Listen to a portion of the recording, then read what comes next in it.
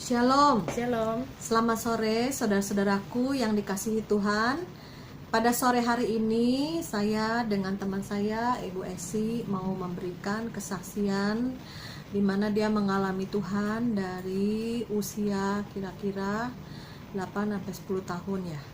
Dan dia bisa ceritakan dari latar belakang belum mengenal Kristus, dari agama kepercayaan nenek moyang, tetapi Tuhan menjamah melalui peristiwa di mana dia boleh mengalami sesuatu yang ajaib ya. Secara manusia tidak mungkin, tapi Tuhan pilih dia menjadi anak-anak Tuhan, dan sehingga sekeluarga besarnya boleh menerima Yesus sebagai Tuhan dan Juru Selamat. Saya persilahkan Esi untuk menceritakan bagaimana pengalaman dari kecil, dari belum mengenal Kristus sama sekali, sampai saat ini boleh percaya sama Tuhan Yesus. Ya. Terima kasih untuk kesempatan yang indah ini. Jadi saya dari keluarga yang non Kristen ya. Papa mama masih Buddha gitu kan, walaupun nggak sembahyang kemana-mana, tapi mereka sekali-sekali pasang hio gitu ya. Cuman karena mereka nggak fanatik, nah jadi kami di sekolahin di sekolah Kristen gitu. Jadi di situ saat saya masih kecil, Tuhan mungkin memilih saya, maksudnya supaya dia tuh mau memperkenalkan kepada keluarga kami bahwa siapa itu Tuhan dan bagaimana dia menyertai iman saya gitu kan. Nah jadi benar-benar sejak sedini saya udah kenal Tuhannya tuh dari pengetahuan saya nih dengar firman Tuhan di sekolah. Terus di sekolah juga kan dianjurkan ke sekolah minggu, jadi saya sejak dini juga ke sekolah minggu gitu kan. Nah jadi dari awal kalau guru sekolah minggu cerita gitu ya, itu benar-benar cerita yang sangat membuat saya memberikan sukacita. Terus sepertinya senang gitu dengar-dengar firman Tuhan. Nah itu waktu masih kecil begitu. Nah makin bertambahnya umur saya, udah nggak TK lagi, kira-kira umur 8-10 tahun itu rupanya tuh semakin ini ya, semakin kayak ada suatu kegalauan loh. Jadi seakan-akan kalau saya dengar enak gitu, kalau sudah saya dengar kayaknya kok hilang gitu enaknya ya. Ya tapi kayaknya ketagihan gitu Dengar firman. begitu. Nah kalau guru sekolah minggu juga gitu, saya sampai bisa kalau dia nerangin atau cerita, saat pulang ke rumah saya sampai bisa ini loh, kata-kata dia saya bisa tiruin, cerita ulang begitu, selalu begitu. Nah saya kumpulin gambar segala macam, saya suka gambar Tuhan Yesus segala macam. Nah itu yang menjadi saya motivasi tuh, kalau sekolah minggu rajin pagi-pagi udah datang gitu. Nah satu kali itu saat umur saya sekitar 10 tahun, di sini mulai Tuhan benar-benar mau manggil saya sebenarnya gitu ya. Saya dipanggil Tuhan tuh dari awalnya tuh saya sakit. Jadi kalau kita orang awam dulu sebelum di dalam Tuhan, kalau kita sakit tuh kan biasa ke dokter ya. Waktu itu habis pulang liburan dari puncak, saya ke dokter, panas badan gitu ya, dikasih obat, sembuh tuh panasnya.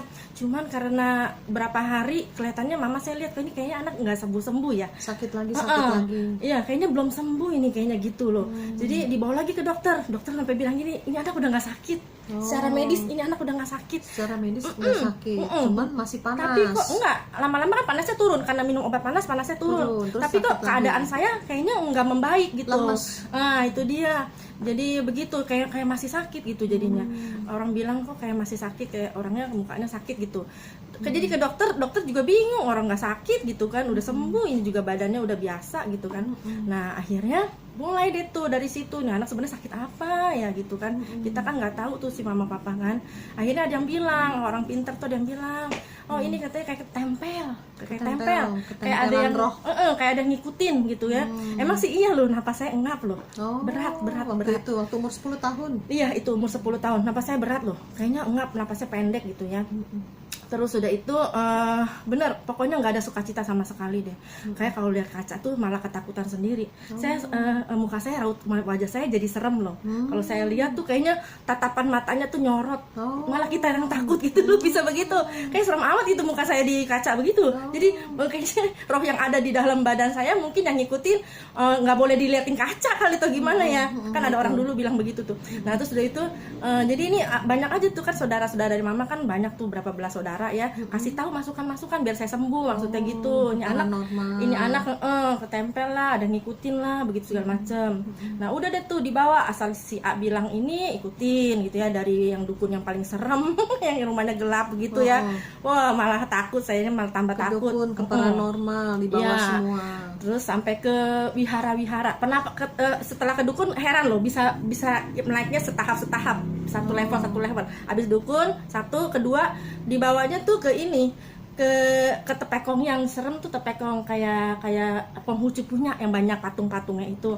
Dia tuh ada kayak taipaknya, ada taipaknya, bilangnya taipak ya waktu itu ya. Jadi tuh dia tuh selalu ambil darah loh. Ambil darah buat bikin hu gitu kan. Nah, tulisan hu itu dibikin buat diminum supaya sembuh ceritanya. Terus gitu waktu sembuhin saya itu dia bisa sampai kayak orang kesurupan naik ke atas. Kayak cecek loh, bisa loh. Kayak begitu-begitu. Tadi belum saya ceritain tuh. Itu begitu. Jadi tahap-tahapannya ada loh. Pertama yang pakai pedang. Taipaknya yang bikin kita takut tuh pakai pedang. Katanya dia lihat nih, katanya ini anak katanya ada yang ngikutin nih. Kayak kuntilanak gitu bilangnya. Ini nih rambutnya panjang. Saya mau tebas nih katanya, ini rambutnya segala macem ya. Jadi saya ketakutan sendiri. Jadi kurungannya tuh merasa kayak ada dua roh tuh, bener loh. Macem-macem ya. Orang yang lihat saya bagaimana, tapi saya merasa ini orang kok begitu ya gitu. Saya takut tuh. Kurungannya nih kayak orang bilang kurungannya sayanya gitu ya. Saya jadi ketakutan. Udah nggak mau di sini gitu. Pokoknya udah deh gitu ya. Akhirnya ya itu ke taipak yang kedua gitu tuh. Dia dengan cara halus, nggak kasar gitu. Jadi dia perlawanannya pakai darah dia sendiri. Dia silet lidahnya, darahnya itu dibikin surat hu ya. Tulisan katanya disuruh minum. Udah itu udah entah sembuh katanya gitu sampai segala macem. Perjanjian darahnya dia begitu ternyata. Jadi tuh udahan gitu nggak sembuh juga loh, paling sembuh kesadaran saya paling sembuh berapa hari doang, bisa sekolah, belakangan sakit lagi seminggu, sakitnya lebih lama daripada sadarnya, paling 2 hari 3 hari sekolah, seminggu sakit lagi, gitu bolak-balik, terus 2 minggu sakit lagi, begitu terus. Nah akhirnya ketiga kali tuh jenis yang lain lagi kepercayaannya nih. Ada yang bilangin tuh om saya bilang udah kayak itu, saya dengar ada haji katanya, sebelum haji itu dulu Kwan Im Tong ya. Kwan Im Tong itu katanya yang di itu tuh ya, Mangga Besar itu ada wihara Kwan Im Tong itu spesial cewek. Spesial cewek, katanya nih saya nih kayak mau dipakai begitu, bilangnya begitu, mau ada dipakai gitu, jadi ini mesti dikhususin ini anak katanya gitu. Dia saya disuruh puasa di situ ya, nggak boleh makan daging, puasa putih kayak gitu. Jadi makan sayur doang, sayurnya juga nggak pakai micin sama garam, nggak enak, bener-bener nggak enak, nggak bisa makan deh, pokoknya nggak betah deh. Saya baru 1 jam 2 jam pulang sekolah disuruh ke situ, tapi saya nggak mau nginep, saya bilang udah saya nggak betah deh, saya udah nggak bisa deh kayaknya, saya begitu. Saya berani kalau yang kayak gini saya bisa loh, saya bilang nggak mau sama mama saya, jadi mama saya ikutin saya, nggak bisa, nggak mau gitu, bisa bilang. Tapi kalau guru saya nanya itu jam berapa aja saya nggak bisa jawab, heran loh. Kalau hal-hal yang nggak penting kayaknya ya di luar spiritual itu ya saya nggak bisa jawab, otak saya kayak dibekuin, kayak dilumpuhin. Tapi kalau soal spiritual yang nanya-nanya soal gitu saya berani nolak loh, saya bisa keluar suara nolak, bisa begitu loh. Jadi waktu itu dikiderin tuh yang namanya wihara Kwan Im Tong ya, ada penyembahan berhala mereka ya, disuruh sembahyang pakai hio gitu ya. Dalam hati saya gini, aduh saya disuruh sembahyang kayak gini, saya biasa berdoa sama Tuhan Yesus, saya bilang ya, gimana sih mesti panggil lu, siapa lu gitu ya. Jadi kayak ada yang menolak, kayaknya nggak bisa lu sembahyang kayak begini gitu. Langsung saya bilang mama saya nggak mau tinggal di sini, kan disuruh nginep, saya nggak mau, saya bilang ya, saya berani nolak tuh. Udah katanya bajunya aja yang disembayangin biar sinhunnya ngumpul katanya gitu. Ini anak udah nggak ada sinhunnya katanya gitu, rohnya udah kemana-mana, ceritanya begitu menurut mereka ya. Jadi begitu.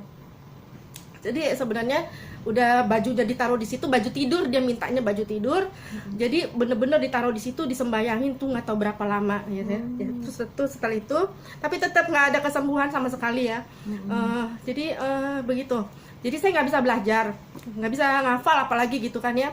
Jadi sekolah juga udah nggak bener deh pokoknya ya. Nah tapi waktu saya belajar itu ada hikmat, selalu ada hikmat bilang begini. Kamu katanya yang lain gak penting ya, belajar aja pokoknya, kalau pelajaran agama itu harus katanya gitu loh. Jadi tuh saya bener-bener loh, kalau misalnya pokoknya satu macam ini pelajaran agama tuh harus, ini karena kisah nyata ya, kisah nyata yang maksudnya pentingnya tuh nggak cuma kayak kalau sejarah ya saya males loh. Kalau sejarah kan disuruh ngafalin macam-macam nama orang, macam-macam segala macam, tapi kan sejarah dunia maksudnya bener-bener kayaknya menolaknya gini, kayaknya nggak penting gitu loh, bisa milih-milih. Tapi kalau agama katanya Alkitab ini penting, dan ini maksudnya kisah nyata. Kalau kisah nyata kayaknya ada sesuatu yang menarik buat saya. Jadi gitu. Jadi kisah nyatanya tuh maksudnya penting, bukan sejarah cuma suatu negara atau sembarangan gitu ya. Pokoknya ini, jadi itu setiap pelajaran agamanya saya tinggi loh nilainya loh. Saya bisa loh, heran loh begitu. Sampai guru agama saya juga bilang nilai 10 nggak ada, karena saya selalu 10, 9,5, 10 gitu ya. Sampai di rapot saya bilang ini nilai saya harusnya minimal 9 katanya ya. Tapi nilai 10 emang nggak ada di rapot katanya. Saya dikasih nilai 9 gitu di rapot, udah. Langsung setelah itu saya, tapi masih error, itu benar masih error. Berapa lama untuk pelajaran perjalanan saya error loh. Lama, selama 2 tahun ya, selama 2 tahun. Jadi tuh berusaha terus si papa si mama sampai nggak bisa kerja bener. Jadi jadi konsentrasi mereka buat kesembuhan saya aja pokoknya gitu. Terus sampai akhirnya udah ke Kuan Im Tong nggak sembuh, saya dibawa lagi yang om saya bilang itu Haji. Nah si Haji ini lihat saya, katanya udah sembahin korban aja, katanya ini pasti dia mau minta korban katanya gitu, daripada anak ini yang dirongrong maksudnya. Terus udah aja, terus akhirnya ditanya, kamu mau korban apa, ditanya. Jadi saya jawab, saya jawab, pokoknya saya ditanya saya jawab tuh, kalau yang salah begitu dijawab. Saya minta kambing putih gitu, kambing putih. Udah perjanjian kambing putih nanti dibeliin pokoknya sama Haji ini, dipotong nanti di depan saya, maksudnya gitu, dipersembahin. Kayak begitu sama, paling dikasih minum air putih, dia datang, didoain, dibacain air putih. Sama, pokoknya paling sehari doang sembuhnya. Besokannya udah error lagi, nggak bakalan lama deh gitu. Jadi kesadaran saya tuh nggak bisa dipercaya. Benar nggak bisa dipercaya. Jadi kalau saya sakit begini, saya maunya tuh perasaan saya mau jalannya loncat kayak orang kayak pocong gitu loh. Tapi lucunya saya bisa nahan loh. Saya ada suara yang bilang kalau mau jalan perasaannya pengen loncat ya. Nggak boleh, diem. Jadi saya bisa nahan. Pokoknya saya nggak boleh jalan, diem. Jadi kalau dibawa jalan kemana-mana, ke toko gitu ya, supermarket mama, saya ada yang suruh saya jalannya loncat, mendingan saya jongkok lu, beneran. Saya jongkok akhirnya, saya nggak mau jalan. Jadi seperti ada dua suara yang bertentangan gitu ya. Dua suara yang bertentangan, jadi kayak yin dan yang kalau orang Buddha bilang. Bisa begitu beneran, saya ngalamin loh itu. Lalu antara sadar dan nggak sadar. Tapi saya nggak bisa kesurupan, itunya. Sekolah nggak tetap sekolah, tapi sering madol. Kalau lagi error nggak bisa bangun gitu ya, banyak madolnya juga gitu, jadi nggak bener gitu sekolahnya. Jadi kayak bengong-bengong gitu. Bener. Nggak konsen lah, nggak sekolah konsen, juga. Bener. Nggak konsen. Nggak konsen. Jadi selama 2 tahun sakitnya entar panas, entar itu lemes. Panas nggak? Jadi sakit saya tuh diem, nggak mau ngomong, otaknya nggak bekerja aja, pokoknya begitu. Sakitnya begitu, diem aja, sakitnya diem aja gitu ya, begitu aja. Lesu, lemah. Benar, sama ngap gitu ya, kayaknya capek. Karena katanya dibilang ketempelan setan. Ya, jadi tuh pasti ngap, jadi kayaknya berat gitu punggung saya, benar itu berasanya kayak begitu pokoknya. Terus kayak kalau ngelihat apa aja bisa bilangnya takut, kayak ada berasa gitu, kayak berasa kalau di jalanan gelap ke pohon bilangnya pokoknya takut deh, pokoknya yang kayak begitu kayak merasanya ada setan segala macam begitu. Ada yang ngikutin. Iya begitu terus gitu. Kayak orang-orang bilang kan halusinasi. Kalau dokter dibawa ke dokter psikiater katanya itu nggak ada sakit kayak gitu, nggak ada. Dokter psikiater maunya tuh real or no gitu. Kalau lihat ya lihat, kalau nggak lihat ya udah. Kalau nggak kenyata ya berarti itu nggak ada gitu. Begitu. Jadi kalau dibawa ke dokter psikiater ya nggak bisa, kecuali kita datang ke dokter psikiater yang Kristen dan itu dia juga pendeta. Nah itu cocok. Saya ketemu dengan Royandi Hutasoid ya. Itu juga saya dengerin khotbahnya tuh waktu saya sakit.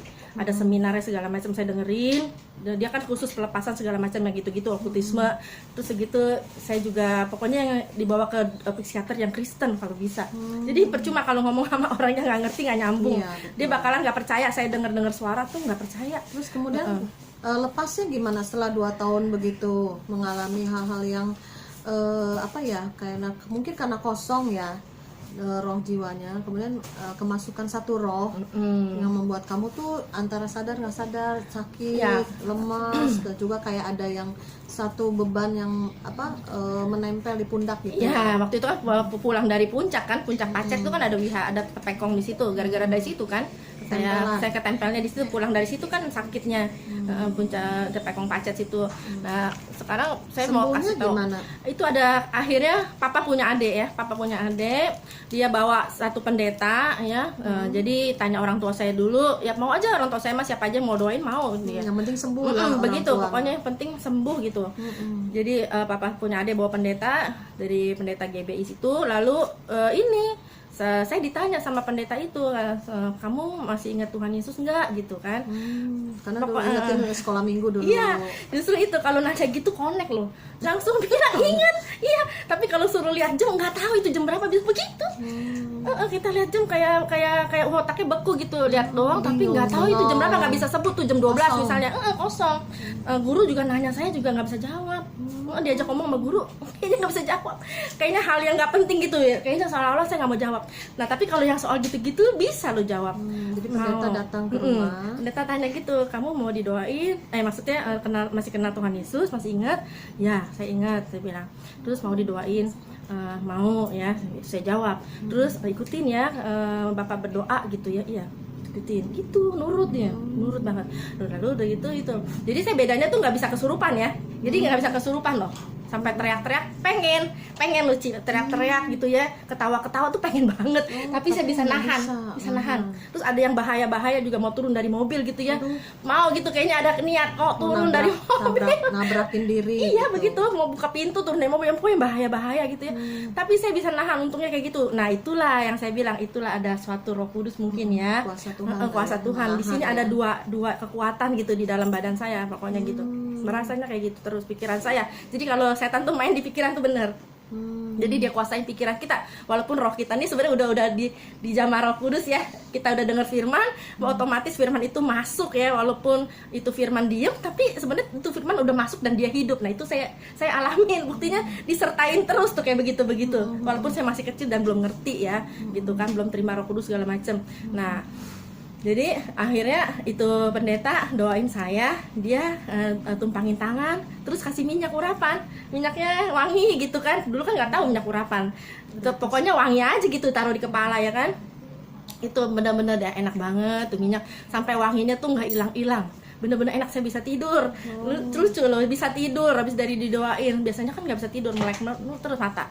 Terus begitu pas pagi-pagi jam 3 pagi, nah mulai tuh ya kan udah bisa tidur, mulai saya ini ada yang suruh saya niat kayak ambil Alkitab gitu, suruh ambil Alkitab gitu ya, ambil Alkitab, saya ambil, saya dengan bersusah payah deh pokoknya, dengan segala segenap kekuatan saya berusaha untuk menjamah itu Alkitab, saya harus ambil, maksudnya ambil. Terus dia suruh saya buka ya, jadi di dalam hati saya yang positif itu ngomong pokoknya buka Alkitab. Saya juga nggak tahu buka yang mana kan, pokoknya buka aja gitu, nih ambil Alkitab, langsung dia suruh buka, ya udah buka aja pokoknya gitu, kebukanya tuh pas. Yang saya lihat ternyata, saya pelan-pelan lihat, ternyata dia mau suruh saya baca Yeremia 1. Jadi yang ada di mata saya depan tuh emang udah kebukanya Yeremia 1. Langsung saya baca Yeremia 1 di ayat 5-nya tuh mulai gitu, kayaknya menyentuh, kayaknya ada sesuatu yang ngomong gitu sama saya ya. Baca terus. Lalu kayaknya nggak ngerti ini gitu ya, langsung disuruh ulang lagi loh. Coba baca ulang lagi sekali lagi gitu, ulang baca ulang lagi, pelan-pelan, baca pelan-pelan, seperti ada yang bimbing, pokoknya saya harus baca pelan-pelan. Nah setelah itu udah saya baca, kayak ada suara lagi ngomong, pokoknya saya harus berdoa gitu. Berdoa nggak tahu, ini otaknya lagi error, bener-bener nggak bisa loh, berdoa apaan gitu maksudnya ya, bener loh, di Alkitab kan ternyata ada ayatnya ya, Roh membantu kita untuk berdoa, ternyata begitu, itu bener banget. Terus pokoknya katanya minta aja, minta katanya gitu. Kayak ada suara yang ngomong di dalam hati saya, minta mau apa sih, bilang mau apa, minta. Lalu saya bilang, ya minta apa ya, paling minta sembuh doang, selama ini kan cari kesembuhan ya. Saya udah kesian banget sama si papa mama ya, jadi mereka nggak konsentrasi kerja, mikirin saya nih, yang penting sembuh aja gitu kan. Lalu ya udah minta sembuh aja gitu, minta sembuh pokoknya. Ya udah, jadi suara itu ngomong, katanya keluarin suara, berdoa minta suara, keluarin suaranya katanya. Jadi panggil nama Tuhan Yesus gitu. Jadi saya dipaksa panggil nama Tuhan Yesus sampai kedengeran kuping saya gitu maksudnya. Jadi waktu itu saya bilang ini, oke, Tuhan Yesus gitu, saya bilang ya, susah banget mau keluarinnya itu. Tuhan Yesus, saya mau sembuh, saya bilang, Tuhan Yesus, saya mau sembuh, itu aja. Terus dalam nama Tuhan Yesus itu harus disebut tuh, bener-bener loh. Dalam nama Tuhan Yesus saya mau sembuh gitu ya. Doanya pendek. Terus terima kasih Tuhan Yesus. Bener-bener kayak ada yang pimpin. Maksud saya bilang amin. Begitu saya bilang amin, itu badan saya kayak ada yang maksa mau keluar ya. Jadi saya kayak tarik napas panjang, terus saya begini gitu. Saya kayak orang menggigil, itu kayaknya ada roh yang mau keluar, itu bener. Saya berasa loh. Jadi kayak ada orang yang mau lepas gitu ya, mau keluar dari badan saya, itu benar.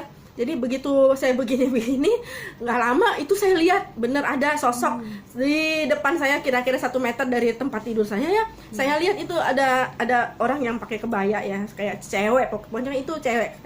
Saya pandangan saya lihatnya tuh kayak kebaya oranye.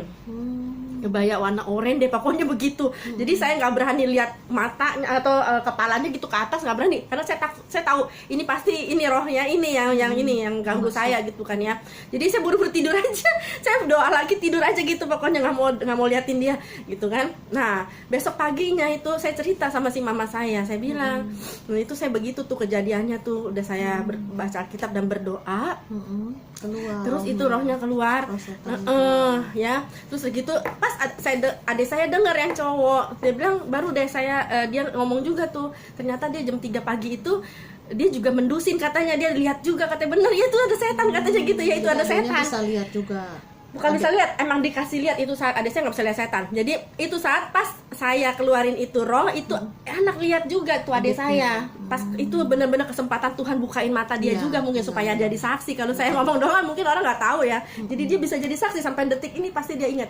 Jadi dia bilang iya mah, katanya kemarin dia lihat setan, katanya gitu. Lucu dah. Terus saya tanya gini, emang kamu lihatnya gimana? Bentuknya apa tuh, mukanya gimana? Gue sih nggak lihat, saya bilang gitu, gue nggak mau lihat. Itu gede, katanya makin dilihat makin gede, katanya gitu. Dia nggak tahu, nggak bisa lihat mukanya juga. Jadi bener-bener sosoknya tuh makin gede, katanya tinggi udah gitu. Keluar dari kamu. Pokoknya udah tahu, pokoknya dia itu udah ada rohnya, udah keluar udah. Udah mulai itu sembuh. Nah mulai dari itu saya normal, bisa tidur enak gitu kan, normal selama deh. 2 tahun sakitnya. Iya selama 2 tahun saya sakit, jadi umur 12 tahun tuh ya. Jadi benar-benar perjalanannya kuasa seperti Tuhan ya. Seperti Tuhan Yesus umur 12 tahun kan dia ini ya. Waktu itu dibilang ada umur 12 tahunnya itu dia. Terus seperjalanannya waktu Esi, kemudian dia percaya Yesus. Terus dengan sembuhnya kamu, papa kamu sekeluarga. Nah itu dia. Belum mengenal Yesus. Jadi waktu saya sebelum saya diurapin minyak segala macam, kan kita kan masih cari kesembuhan. Papa saya ada dengar mau datang pendeta, dia bilang pokoknya siapa aja yang mau doain saya mau, saya boleh, yang penting anak saya sembuh. Asal pokoknya termasuk yang ini nih, dia tunjuk loh foto Tuhan Yesus di kamar saya. Pokoknya siapa aja, termasuk ini, maksudnya gitu, Tuhan Yesus ya kalau bisa sembuhin saya mau percaya, katanya gitu. Pokoknya saya percaya. Dia udah putus asa deh, pokoknya udah kemana-mana kan, udah disaksiin tuh kelima kepercayaan loh, nggak tanggung-tanggung, dari yang sampai dari dukun sampai bener-bener ke pendetanya. Kenapa ya Tuhan mau kasih saya muter-muter dulu, itu mungkin supaya saya nanti bisa menyaksikan ya saudara ya. Kalau saya datang-datang pendeta langsung kan saya nggak bisa membuktikan bahwa 5 kepercayaan ini yang mana yang bener-bener Tuhan, segala Tuhan begitu maksudnya kan. Tuhan mau ajarin saya, rupanya dia mau kenalin saya satu-satu, lu boleh deh datang, maksudnya gitu. Sekarang siapa ini yang bisa penyembuhin saya dari segala macam. Karena waktu saya sakit itu saya ditanya apa saja bisa loh, bener-bener itu bener-bener gila. Saya ditanya itu lihat orang lagi ngapain gitu, saya bisa jawab, dan di telepon itu bener orang itu lagi ngapain gitu kok, bisa sampai begitu. Sampai papa saya dulu gila buntut ya, ditanya itu mau nomor berapa segala macam, keluar beneran. Sebenarnya saya kalau sengaja lihat gitu katanya nggak bisa, katanya karena saya bilang saya nggak bisa lihat karena ada yang jaga. Itu saat saya masih sakit tuh bisa ngomong kayak gitu loh. Tapi saya dikasih mimpi, itu benar 2 angka keluar, itu benar. Mimpi saya itu bisa mimpi angka, tahu-tahu bisa mimpi angka. Nah terus papenya setelah kamu sembuh dia mau percaya Tuhan Yesus. Mau percaya Tuhan Yesus, mau percaya Tuhan Yesus. Udah janji juga ya. Udah dibaptis, langsung mau percaya. Tuhan terus Yesus, dibaptis, papa mama dibaptis, langsung adik-adik mah tinggal ngikutin karena mereka juga ada sekolah Kristen kan ya, gampang. Jadi sekolah Kristen memang dari kecil, tapi orang tua dulunya masih kepercayaan. Iya. Kepercayaan. Nah kemudian seperjalanannya waktu Esi gimana? Anaknya ada yang sakit ya, cerita, jadi gimana? Ya sebelum anak saya sakit, saya juga ada sakit. Jadi saya stres waktu itu, banyak masalah jadinya dalam keluarga saya ya. Jadi macam-macam deh, karena saya juga kan berdoa sendiri, seperti jadi imam sendiri lah di keluarga. Karena kan suami saya juga Kristen, tapi kan nggak bertumbuh, dia nggak mau dengar-dengaran firman segala macam, nggak ke gereja. Jadi dia hanya pokoknya KTP-nya aja deh, pokoknya Kristen gitu kan, mau percaya dibaptis gitu, mau nikah Kristen gitu udah. Nah, jadi itu saya dicobanya gitu perjalanan iman saya. Jadi banyak hutang segala macam, kredit card segala macam, terus udah gitu pas anak saya juga lahir kayak begini gitu kan. Yang kedua karena yang pertama sih baik-baik aja, Normal. dulu karena laki saya kan bilang kalau anak saya udah gede baru deh dia mau ke gereja. Dia tuh banyak alasannya aja gitu, karena jagain anak, dia demen tuh jagain anak, alasannya begitu. Ntar deh kalau anaknya gedean jadi nggak ganggu, kita baru dia ke gereja kata gitu. Anak saya udah gede, ini udah umur 4 tahun, adiknya lahir umur 5 tahun masih nggak mau ke gereja. Nah adiknya dikasih kupingnya itu, anak saya tunarungu ya, tunarungu Yang gitu. anak kedua tunarungu dari bayi. Iya, dari bayi tunarungu lahir. Jadi sebenarnya teguran untuk kami ya. Prosesnya. Karena dia suami saya juga kan janji kalau anak saya besar katanya baru deh mau ke gereja ya supaya nggak ganggu segala macem gitu kan. Tapi kalau kita kan tahu ya, itu mah alasan doang, harusnya kan ada sekeluarga ke gereja. Nah, terus Akhirnya kemudian ditegur kayak gitu. Jadi banyak tuh macam masalah sampai saya akhirnya ada biji di sini, benjolan di payudara segala macam. Nah di situ saya berdoanya, pergumulan saya 8 bulan tuh, 8 bulan baru deh. Saya kalau udah sakit, saya kan udah punya pengalaman berdoa, baca firman, berdoa, minta gitu kan, ada dari kecil kayak gitu. Jadi saya tahu. Jadi saya juga nggak punya uang, saya pikir daripada ke rumah sakit nggak punya uang ya, daripada saya juga pikiran, udah saya berdoa aja sendiri. Saya yakin Tuhan Yesus adalah dokter segala dokter, saya yakin banget itu. Jadi walaupun Tuhan mau kasih saya sembuh, boleh gitu nggak apa-apa. Tapi kalaupun Tuhan mau nggak kasih sembuh juga, saya udah pasrah. Yang penting Tuhan siapin aja gitu, saya biar siap gitu. Kalaupun Tuhan nggak kasih saya sembuh juga nggak masalah. terus kemudian gitu. anaknya yang kedua itu sakit tunarungu itu. Ya, akhirnya tadi Jadi sembuh gimana, ya. maksudnya perjalanan perjuangannya untuk kesembuhan anaknya itu gimana? Maksudnya dibawa ke pendeta-pendeta supaya kesembuhan, ketahuan dia tuli tunarungunya gimana? Dari lahir itu udah cacat kupingnya. Dari Oh, lahir oh, udah udah emang nggak ada. bentuknya, Daun udah nggak ada telinganya, daun telinga. daun telinganya juga nggak berbentuk. Juga katanya udah diperiksa. Dokter bilang katanya juga itu tuh keong ini di dalam ini juga nggak ada gitu kan. Jadi nggak berbentuk pokoknya deh ya, nggak berfungsi. Jadi pokoknya semuanya deh. Yang satu udah fatal, udah 100% jadi nggak bisa. dua-duanya. Satu lagi ada kemungkinan cuma sedikit aja, bisa berapa persen doang gitu, 10 ke 15% doang yang bisa dengernya. Jadi begitu, pokoknya anak saya kalau denger suara dia jadi ini nyari suara. Kalau denger nonton TV dia cari ke speaker, lama-lama dia tahu speaker bunyi suara kan, dia ke speaker gitu, telinganya dia tempelin begitu. Jadi bener-bener dia tuli deh, walaupun kenceng itu kita buka TV dia nggak denger. Jadi harus deket ke speaker, di kupingnya ditempelin begitu, cari suara anak saya gitu. Jadi kayak gitu, jadi saya sedih kan, tapi saya pasti punya pengharapannya yaitu pokoknya setiap saya yang ketemu kayak pendeta itu selalu dia bernubuat dengan kata-kata yang positif ya. Jadi kita kalau ada masalah datangnya tuh jangan ke teman-teman yang di bawah kita gitu, maksudnya imannya pasti menjatuhkan ya. Tapi kalau kita datang ke tempat yang benar itu pasti Tuhan tolong dari mereka itu. Jadi pendeta ini ada satu pendeta, si Michelle punya guru sekolah minggu di situ. Michelle pendetanya bilang gini, misalkan anak pertama. Nah dari situ saya belajar berimannya juga. Katanya ini adeknya nggak apa-apa katanya. Ajak ngobrol aja. Nggak maksud gini. Dia bilang gini, anak ini nanti pasti bisa, katanya dia bernubuat doang. Anak ini pasti bisa pasti bisa ngomong, bukan cuma denger, pasti bisa nyanyi juga katanya gitu. Pokoknya saya tahu ini anak pasti bisa katanya gitu kan. Nah langsung saya bilang, emang udah pernah ya ada kayak gini, kayak anak saya kayak gini? Iya ada banyak katanya, pasti bisa mujizat Tuhan katanya gitu ya. Langsung saya lihat, oh pantesan gerejanya GPDI Efrata, bener di Alkitab ada Efrata itu orang tuli terbuka. Iya Efrata. Langsung saya pikir saya percaya dia ngomong kayak gitu, dia udah ada pengalaman kayak gitu rupanya gerejanya. Makanya ada GPDI Efrata itu ya di Citra 2 tuh. Lalu setelah itu udah deh saya beriman dari situ, satu pegangan saya ada. Lalu saya tetap berdoa segala macem. Memang Tuhan menambahkan iman sedikit-sedikit ya. Kita harus sabar loh, itu proses iman. Sedikit-sedikit loh. Lama loh anak saya ngomong. Langsung saya ikut-ikut aja, pokoknya ada penyembuhan apa saya ikut doa gitu ya. Ada pokoknya segala macam KKR saya ikut supaya anak saya tuh bisa sembuh. Dan saya belajar berdoa. Dia pegang kuping, Pendeta Niko pegang kuping, langsung didoain, ditumpangin tangan. Nah saya ada KKR Paniko ikut. Paniko. Saya anak saya dipegang kupingnya gini, lalu dia doain dalam nama Tuhan Yesus sembuh gitu kan. Nah jangan kaget ya, kalau saya sih udah tahu, walaupun gak sembuh langsung, saya tahu itu proses. Tuhan memproses iman saya, tapi saya tahu dari situ saya belajar. Di situ saya belajar berdoa. Senggangannya saya udah kasih lihat anak saya bahwa pegang telinga, dalam nama Tuhan Yesus sembuh. Itu saya ajarin doa loh dia. Jadi anak saya si Esther Walaupun belum dengar tuh. belum dari umur 3 tahun tuh saya ajarin doa begitu, dalam nama Tuhan Yesus pegang telinga Esther, dalam nama Tuhan Yesus Esther sembuh. Belajar tiap hari ngomong kayak begitu. Nah jadi udah iman itu pokoknya terus-terusan, walaupun nggak ada tanda-tanda sembuh atau ngomong, tetap saya ajarin Iman ya, memperkatakan ya, dilakukan. memperkatakan, walaupun dia nggak bisa dengar, saya tahu Disuruh tutup pokoknya kuping, dalam nama Yesus sembuh gitu kan. Saya ajarin doa terus kayak gitu, walaupun saya tahu dia belum dengar, nggak masalah. Yang penting saya ngomong aja gitu loh. Satu hari Tuhan pasti kasih sembuh, saya kan yakin ya. Jadi saya transfer aja biar Esther tuh tahu ini doa begini gitu kan. Lama-lama dia pasti dengar, saya bilang gitu kan dalam hati. Nah udah gitu terus. Nah kedua itu KKR Paniko sudah, lalu berapa tahun kemudiannya, setahun kemudiannya ada KKR lagi di Bandung. Itu Reinhard Bonke. ke KKR di Bandung. Iya, jadi saya ke Bandung. Jadi di situ kan ada saudara juga AI saya, jadi saya diajak ke situ karena dia yang tahu, dia juga kan anggota GBI, jadi dia tahu ada di situ. Jadi udahlah ke sana, bener-bener itu anak saya juga ditumpangin tangan. Nah di situ benar-benar terbuka loh mulutnya, benar-benar terbuka itu mulutnya. Begitu pulang dia lihat kucing, dia langsung ngomong meong gitu kan. Dalam nama Tuhan Yesus ya, ini mujizat nih saya bilang, gua nggak pernah ngomong apa-apa. Terus bisa ngomong mama ya kan, bisa ngomong mama. Udah itu dua aja lama banget itu. Ngomong mama sama meong. Nggak nambah-nambah. Iya nggak nambah-nambah lo bisa begitu.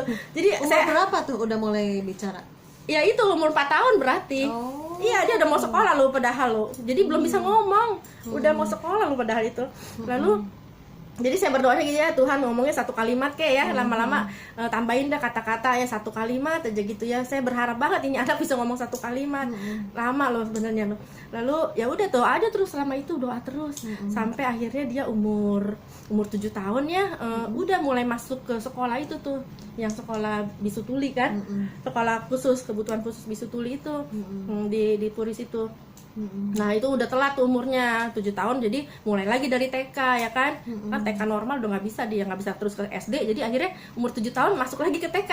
TK-nya di sana 3 tahun lagi spesial belajar ngomong doang. Itu 3 tahun itu. Nah di situ si Esther dilatih. Itu bener-bener saya beriman bahwa di sekolah itu harus ngomong gitu kan. Dan masuk sekolah situ juga nggak gampang, susah. Awalnya kan nggak bisa keterima karena kan dana ya satu. Kedua pokoknya kalau nggak kita bener-bener minta, itu nggak bakalan deh bisa tembus. Sekolah situ besar sekali biayanya ya kan. Nah, sampai puji Tuhan kalau sampai dia bisa. Ini gara-gara si Esther juga. Ditanya sama itu yang ketua yayasannya, Esther senang di sini, dia bisa mau gitu jawab. Mau senang, muter dia lihat-lihat. Tadinya dibawa ke sekolah yang negeri loh, yang saya di Menceng itu ada sekolah tuli di Menceng.